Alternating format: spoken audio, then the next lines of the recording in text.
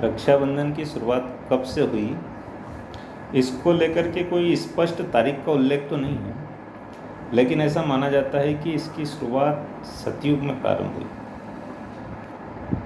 इंद्र की पत्नी शची ने भविष्य पुराण में ऐसा उल्लेख आता है कि वृत्तासुर नाम के राक्षस का वध करने के लिए इंद्र की पत्नी इंद्राणी शची ने अपने पति इंद्र के हाथों में एक रक्षा सूत्र बांधा और उस रक्षा सूत्र के प्रभाव से इंद्र उस युद्ध में विजय हुए।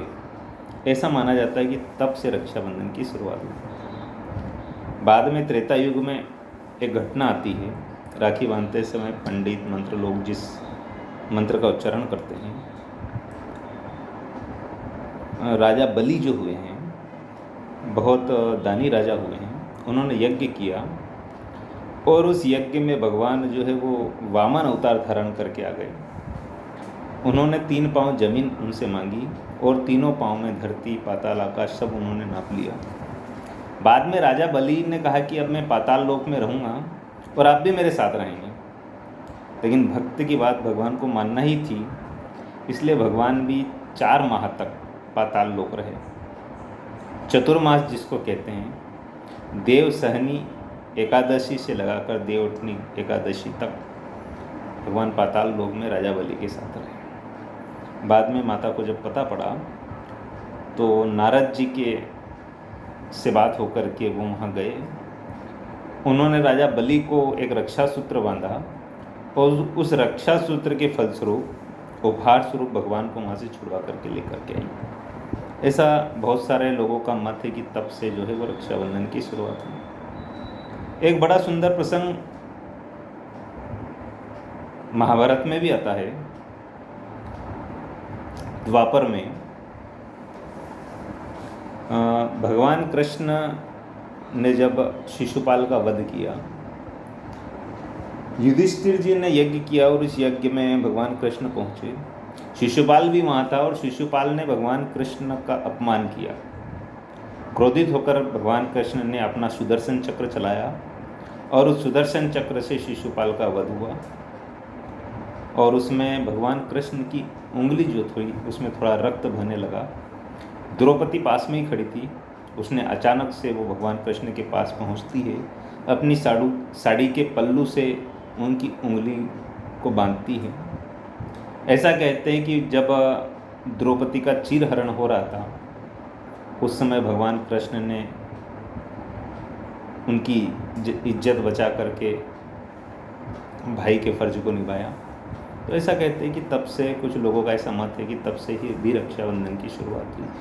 महाभारत में ही जब कुरुक्षेत्र के मैदान में युद्ध चल रहा था तब का एक प्रसंग है। युधिष्ठिर जी भगवान कृष्ण से पूछते हैं कि कृष्ण कोई ऐसा उपाय बताइए जिससे हम ये युद्ध जीत जाएं और हमारे जो सैनिक हैं वो उत्साह के साथ लड़ें।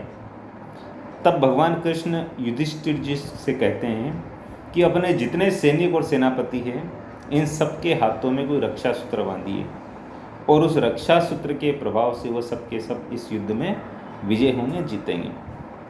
ऐसा कहते हैं कि युधिष्ठिर जी ने अपने सारे सैनिकों को बुलाकर यह रक्षा सूत्र बांधे और उसके प्रभाव से कुरुक्षेत्र के मैदान में जो महाभारत का युद्ध अंत में जीता गया। कलयुग में एक और घटना है जिसका जिक्र अक्सर लोग करते हैं रक्षाबंधन के साथ में। सिकंदर जब विश्व को जीत करके भारत आया और उसको लगा कि मैं विश्व विजेता बन गया हूँ, तब उस अपने गुरु के पास गया, वो अरस्तु के पास गया। तो उन्होंने कहा कि अभी तुम विश्व गुरु नहीं बन सकते, भारत एक देश है, भारत जाओ, भारत पर विजय प्राप्त करो, तब तुम विश्व गुरु बन सकते हो। विश्व गुरु की तमन्ना लिए सिकंदर भारत की ओर बढ़ता है, भारत पर आक्रमण करता है और सिंधु नदी के वहीं पर राजा पुरु से उसका मुकाबला होता है। वो देश के अंदर घुस नहीं पाता है, राजा पुरुष उससे डट कर के मुकाबला करते हैं। उसकी सेना वो खुद हताश हो जाता है और उसको ऐसा लगने लगता है कि ये तो पहले ही राजा है, अभी तो मुझे भारत के अंदर प्रवेश करना है, यहाँ तो पल पल पे छोटे छोटे राज्य हैं, तो मेरी सेनाएं कब तक लड़ेगी।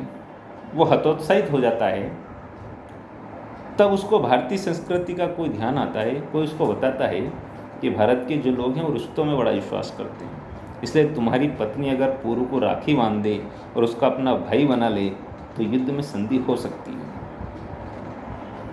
आगे का सब कुछ लोगों को जानकारी है ही क्या होता है। राजा पुरु का तीर जो है वो सिकंदर को लगता है, सिकंदर हार करके देश छोड़ करके भागता है और उसके देश में जाकर के उसकी मृत्यु हो जाती है। ये जो घटनाएं हैं, छोटी छोटी घटनाएं, ये याद दिलाती है कि कई ऐसी घटनाएं हैं सतयुग से लगा करके, कुछ द्वापर की और कुछ कलयुग की, जिन्होंने इस रक्षाबंधन के महत्व को बढ़ाया, इसके मान को बढ़ाया। हमारे पूर्वजों ने इन सारे त्योहारों की रचना बड़ी सोच समझ कर की थी। ऐसे सारे उत्सव जो भारतीय परंपरा को जीवित रखते हैं, हमारी संस्कृति को बढ़ाते हैं, हमारे इतिहास को याद दिलाते हैं, हम सबको उनका संरक्षण करना चाहिए, मिलजुल कर मनाना चाहिए।